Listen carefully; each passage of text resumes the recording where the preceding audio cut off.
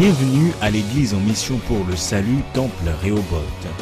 Sous la conduite du Saint-Esprit et par Jésus-Christ notre Seigneur et Sauveur, nous vous apportons la parole de l'Éternel.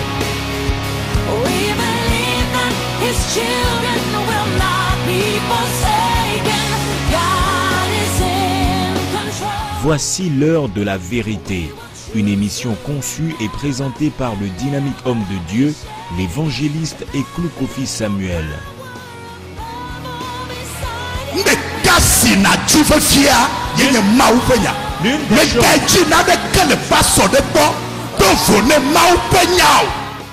Ces messages édifiants, objectifs et destinés à restaurer vous sont proposés par l'Église en mission pour le salut international, présidée par le pasteur Azianvi Kokou François.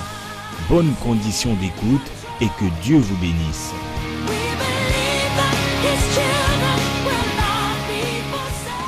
Praise God.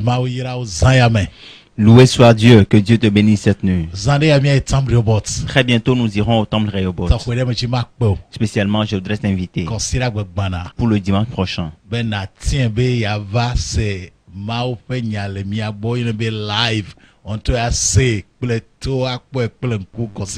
Je t'invite spécialement à venir suivre notre culte, à écouter le message au temple Rehoboth le dimanche prochain, et ce sera un culte que tu vas suivre en live. Que Dieu te bénisse. Le plus grand bonheur que l'on puisse avoir sur cette terre, c'est de rencontrer le Seigneur Jésus dans sa vie.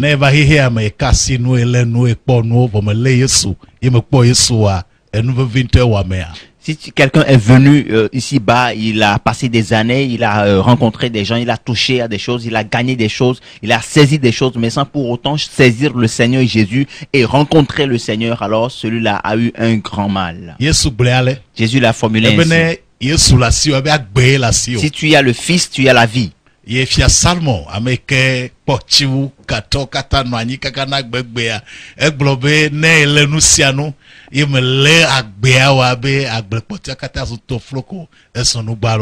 le roi Salomon, le richissime, le roi le plus célèbre de tous les temps, a dit: si tu as tout gagné et que tu n'as pas saisi le Seigneur Jésus, ce n'est que vanité. Donc Jésus-Christ est le chemin, la vie et la vérité. Et figurez-vous, je ne vous parle pas d'une église, mais je parle de Jésus.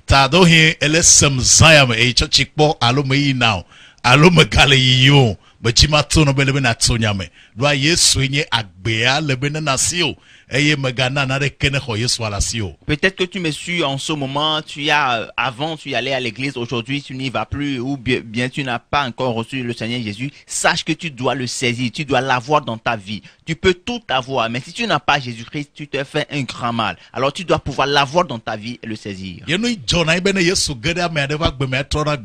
qui arrive, c'est que lorsque le Seigneur Jésus entre dans une vie, il transforme toute la vie.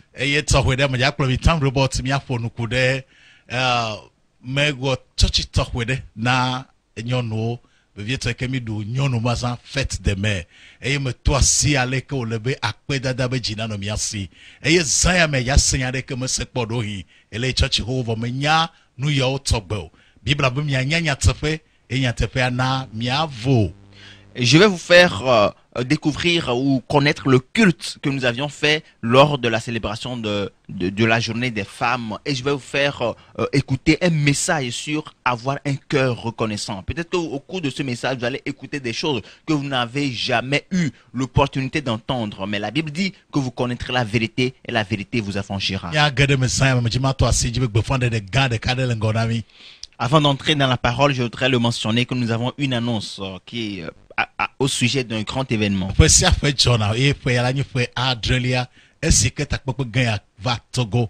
Sommet global de leadership. Afik pour l'okata pour napole.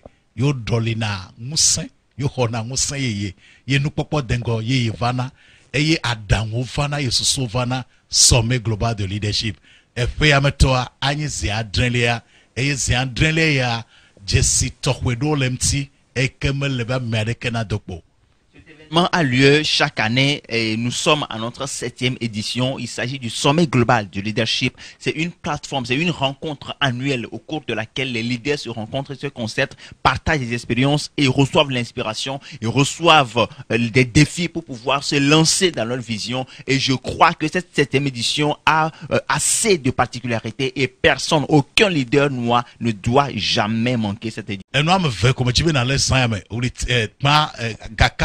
Le octobre 28-29 octobre, le palais des congrès, Evelia orateur yo le PMA ou l'extraordinaire. On to mandation na boda, ma thème adokpo sommet 2016 le palais des congrès, Evelia octobre avec que bravo enyik le bravo sikelia, egalengo, gakemi tonaleji kaba. Il n'y a que deux choses à retenir ce soir. Le sommet se tiendra cette année du 28 au 29 octobre au Palais des Congrès de Lomé. Et les orateurs qui sont au programme sont tellement spéciaux. C'est des gens que vous allez les découvrir très bientôt. Tu ne dois pas manquer cette édition parce que cette édition de 2016 est tellement particulière. Il est vrai que nous levons très tôt. Nous avons encore au moins 3 mois devant. Mais le mieux pour nous, c'est de nous lever tôt pour pouvoir bien préparer cette édition spéciale.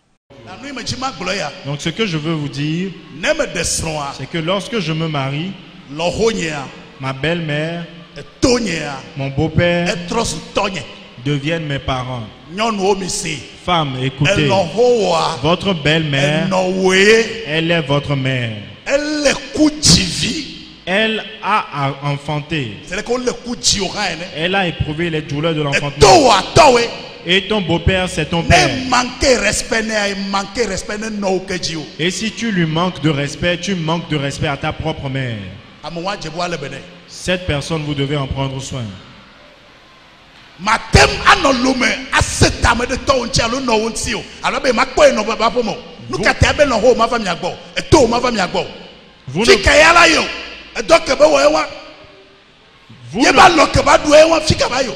Vous ne pourrez pas être méchant envers votre propre père, votre propre mère. Vous refusez à ce que votre beau-père, votre belle-mère vous rendent visite. Où est-ce que vous voulez qu'ils aillent? C'est le travail qu'eux aussi ils ont fait de leur vie. Où voulez-vous qu'ils aillent?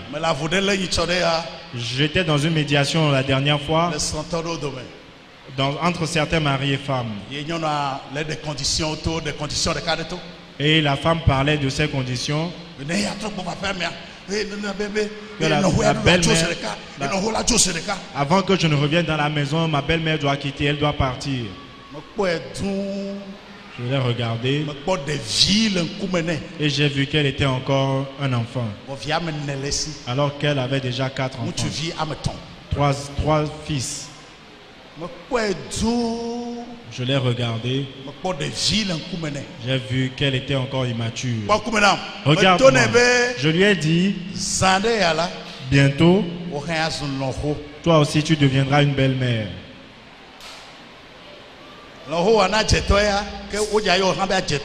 Si ta belle-mère pour toi est une sorcière, toi aussi tu deviendras une sorcière. Parce que ce que l'on sème, c'est ce que l'on moissonne. Vous ne pourrez moissonner rien d'autre. Vous devez aimer votre belle-mère, votre beau-père, ce sont vos parents. Soyez liés, connectés. Vous êtes liés. Parce que les sangs se mélangent maintenant. Vous êtes devenus une même famille.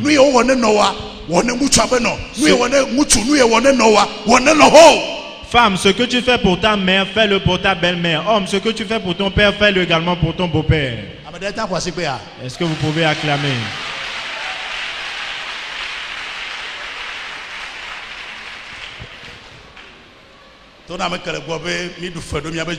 Dis à ton voisin, nous sommes redevables envers nos parents.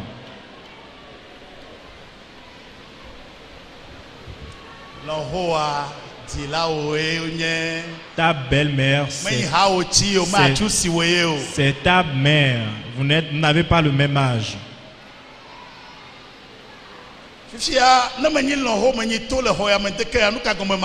Maintenant, si je suis belle-mère ou beau-père dans ce temple ce matin, que dois-je comprendre? Je dois comprendre que mon beau-fils, c'est mon fils. Ta belle-fille, c'est ta propre fille. Que peux-tu faire pour ta propre fille? Fais-le, elle va t'aimer.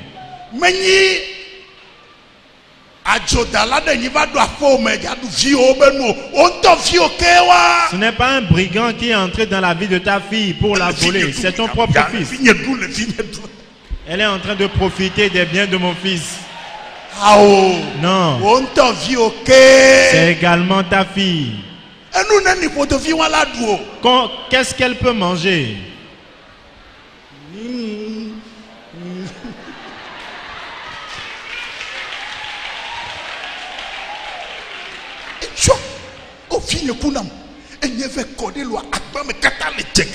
À mon arrivée, elle seule, elle avait le repas de 3 personnes devant elle.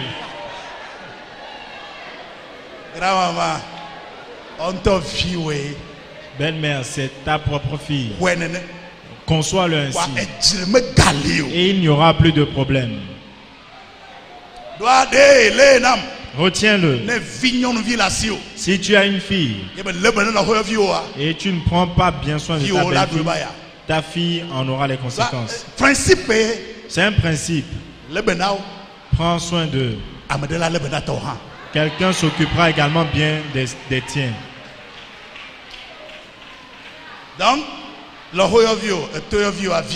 Donc ta belle-fille et ton beau-fils sont tes enfants.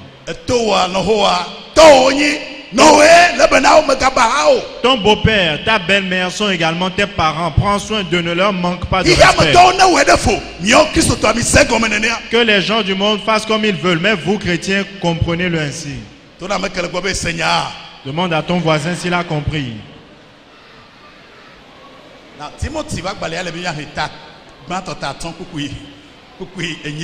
Nous allons lire 1 Timothée 5, le verset 8. Timothée bato taton pokwe enyilia kene amede melebe na yeng toto o eye fiefie to na yeng tofe apometo o la egbe kwase la eye o vodi wu tima kwaseto. Amen. Les Écritures disent, si quelqu'un n'a pas soin des siens, les gens de sa famille, qui sont les gens de ta famille? Ta femme, ton mari, tes enfants, ceux qui t'ont mis au monde, les frères en Christ. Si tu ne prends pas soin d'eux,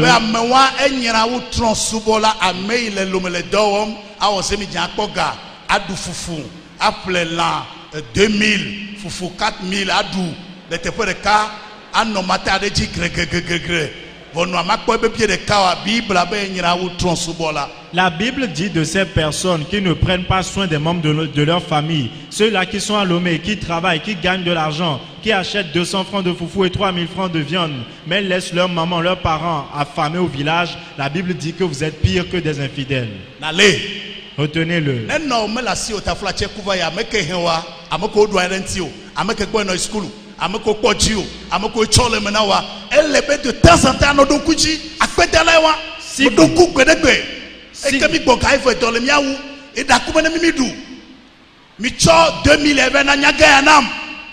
Si vous avez été orphelin dès le plus bas âge, il va falloir vous souvenir de ceux qui vous ont soutenu, vos tuteurs, ceux qui ont été avec vous, ceux qui vous ont donné à manger de temps en temps. Allez leur donner ne serait-ce que 2000 francs pour leur dire merci, je me suis souvenu de vous. C'est un cœur reconnaissant.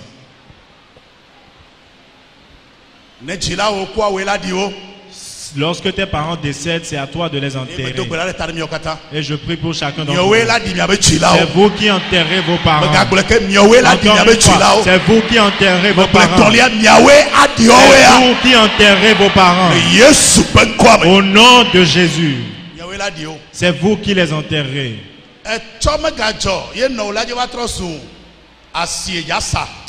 Que les funérailles ne soient pas, ou le corps de ta maman ne devienne pas une marchandise que tu vas commercialiser.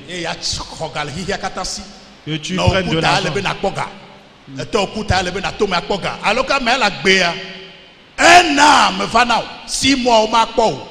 Ton père est décédé, ta mère est décédée et tu veux en faire un commerce pour avoir de l'argent alors que lorsqu'ils étaient en vie, pendant 6 mois, 1 an, on ne te voyait pas.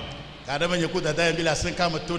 jour, je discutais avec ma soeur et je lui ai dit, un jour, tu risques de pleurer. Parce que la façon dont toi tu conçois les funérailles, moi je ne les conçois pas ainsi. Parce que lorsqu'elle est encore en vie, donne-lui tout ce que tu as à lui donner. Passer par la mort de ta mère pour t'enrichir, moi je ne vais pas participer à ça. Dieu ne demande pas cela. Prends soin de la personne. Prends soin d'elle. C'est toi qui vas enterrer ta mère. Ce n'est pas le monde qui va t'enterrer. Ce n'est pas l'église. C'est toi qui vas te lever et enterrer ta mère. C'est toi qui vas acheter le cercueil. C'est toi qui vas acheter la tombe. Son habillement, c'est toi qui dois t'en charger. Ma mère est décédée. Aidez-moi. Ma mère est morte. Aidez-moi. Ma mère est morte. Aidez-moi.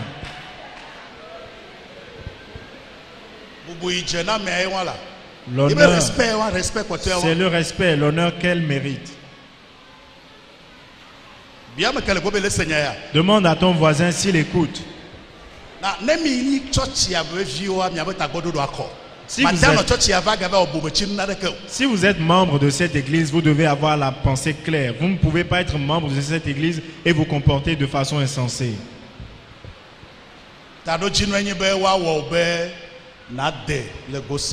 L'objectif, c'est de faire de toi une personne épanouie dans tous les sens du terme.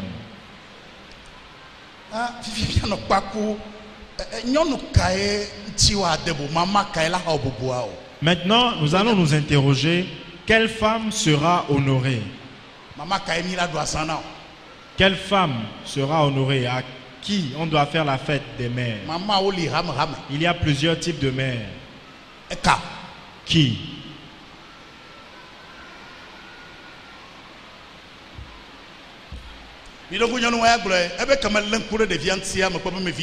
Vous vous souvenez, cette femme, elle l'a dit, en observant l'enfant, je me suis rendu compte que ce n'était pas le mien. C'est une bonne mère. Et quand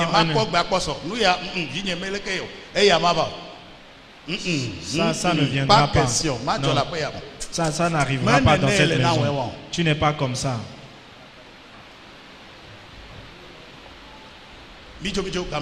Évoluons.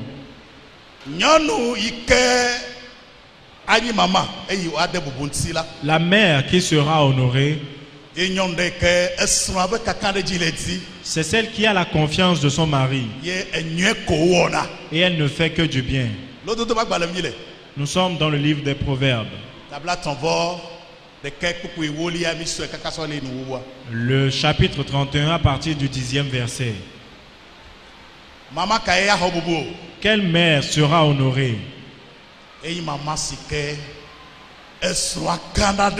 C'est celle qui a la confiance de son mari. Et elle fait du bien à son mari.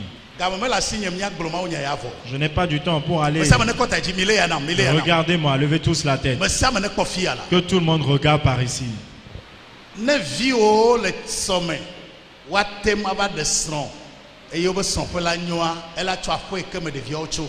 Pour que vos enfants grandissent et se marient, aient un foyer paisible, cela a à voir avec la maison dont ils sont originaires.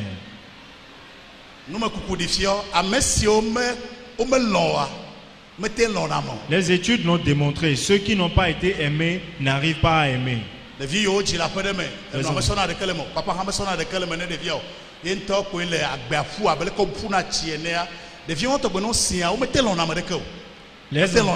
Les enfants qui sont nés dans une famille où la maman ne s'en occupe pas, le papa non plus n'est pas présent, ces enfants quand ils grandissent parce qu'ils ont subi des conditions difficiles, ils n'arrivent pas à aimer. À moins qu'il ait reçu le Seigneur Jésus et que la parole l'ait profondément transformé.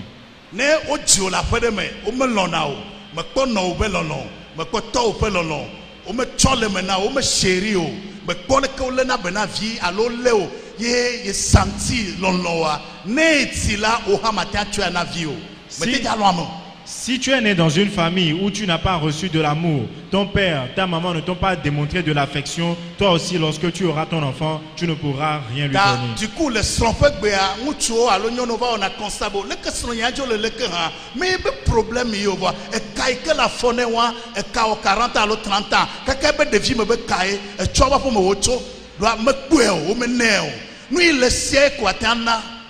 C'est pourquoi aujourd'hui certains maris ou certaines femmes s'interrogent sur la froideur de leur conjoint, mais ce n'est pas lié à vous, c'est lié à la racine. Elle l'a depuis 30-40 ans. Son mari a confiance en elle et elle lui fait du bien.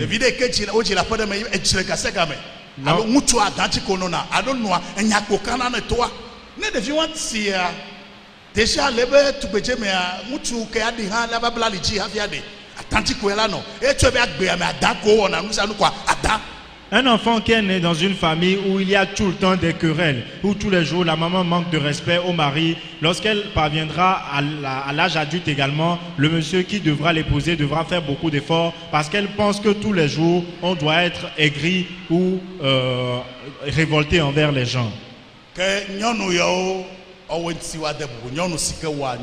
Donc ce sont ces femmes, ces mères qui font du bien qui seront honorées. Quelle femme sera honorée? Deuxièmement,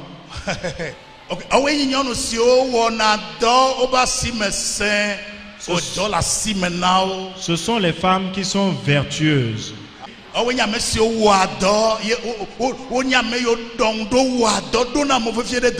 Ce sont les femmes qui sont vertueuses, diligentes et qui possèdent une activité. La femme qui possède une activité génératrice de revenus. Elle va et vient. Prend soin de ses enfants.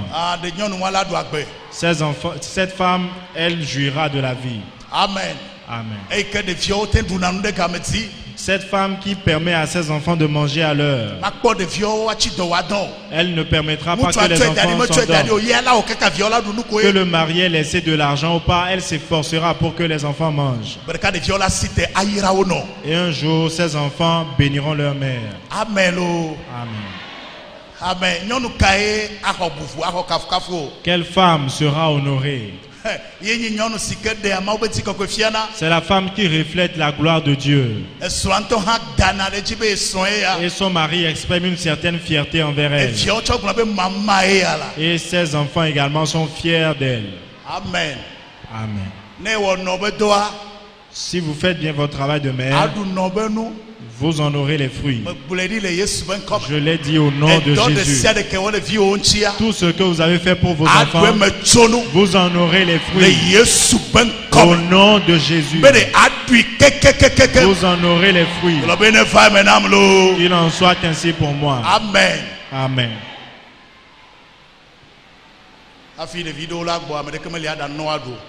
Et il y en a des enfants qui reviennent, qui n'ont rien à manger. Ou c'est seulement les aliments des abords de rue. Et finalement c'est la fièvre où l'enfant tombe malade et personne ne s'en rend compte. Ou des enfants qui sont sales tout le temps. Et vous vous demanderez si sa mère est en vie, où elle est.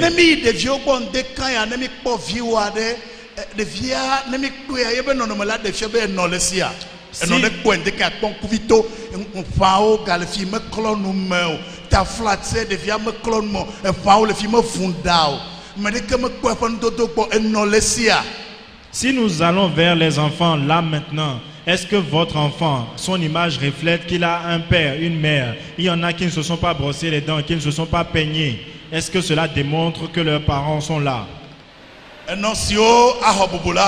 Les femmes qui seront honorées, ce sont les femmes intelligentes qui ont des paroles de vie dans la bouche. Elles bénissent leurs enfants. Oh, cet enfant, tu seras intelligent. Tu deviendras un ministre. Tu seras un docteur dans ce pays. Tout le monde te connaîtra. Tu réussiras à coup sûr. Tu ne seras pas un idiot. Elles sont intelligentes. Elle transforme les problèmes en solutions. Amen.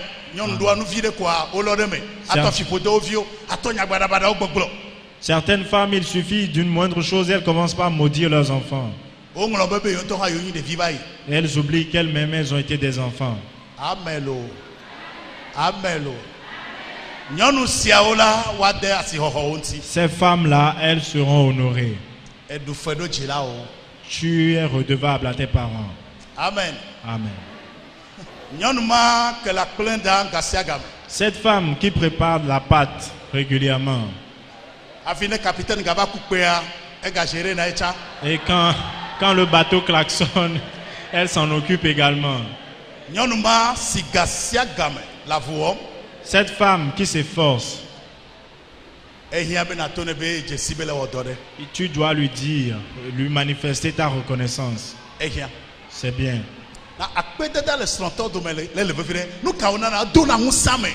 La reconnaissance entre mari et femme incite, fortifie, encourage. Je vais vous dire quelque chose. Vous et votre femme,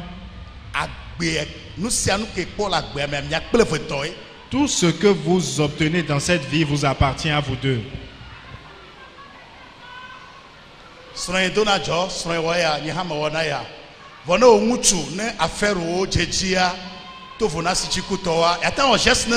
Ok, madame, 10 milliards.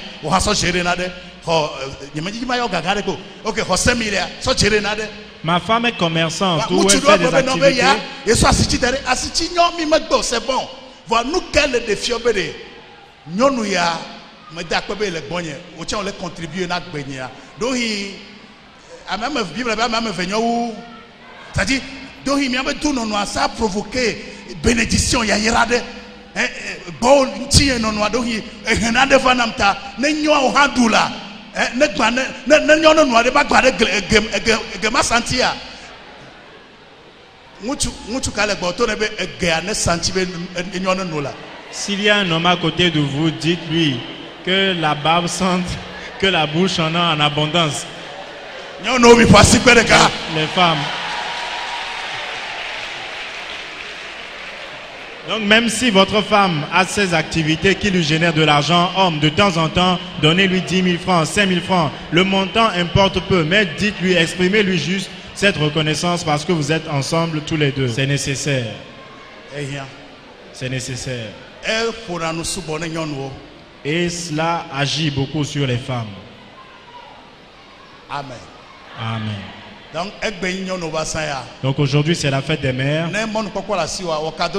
Si vous en avez l'opportunité, faites un cadeau à votre femme. Mais surtout, n'oubliez pas votre mère. Soyez reconnaissant. Maintenant que tu as reçu Jésus, tu as des parents spirituels également. Tu as des pasteurs, ce sont tes parents. Tu dois être reconnaissant également envers eux. Je dois également le dire.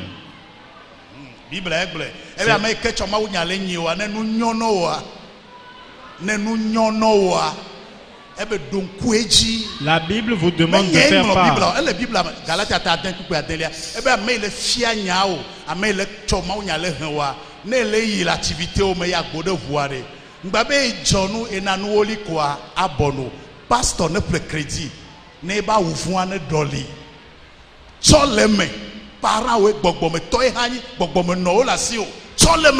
Ce n'est pas moi qui ai écrit la Bible, c'est dans Galates le chapitre 6. Faites part de tous vos biens à ceux qui vous enseignent la parole. Donc quand vous réussissez, souvenez-vous également des pasteurs. Il peut acheter du crédit. Si son habit se déchire ou s'use, il doit pouvoir le remplacer. Édifiante du révérend pasteur Eklou Kofi Samuel. Vous pouvez aussi adorer avec nous à l'église en mission pour le salut, 6 Abekota Doganto et présidée par le révérend pasteur Azienvikokou François. Pour vos commandes de messages sur support DVD ou de livres, appelez le 90 18 46 75, le 22 71 02 84. Email lumièreada@yahoo.fr. Site web www.eclusamuel.org. Que Dieu vous bénisse.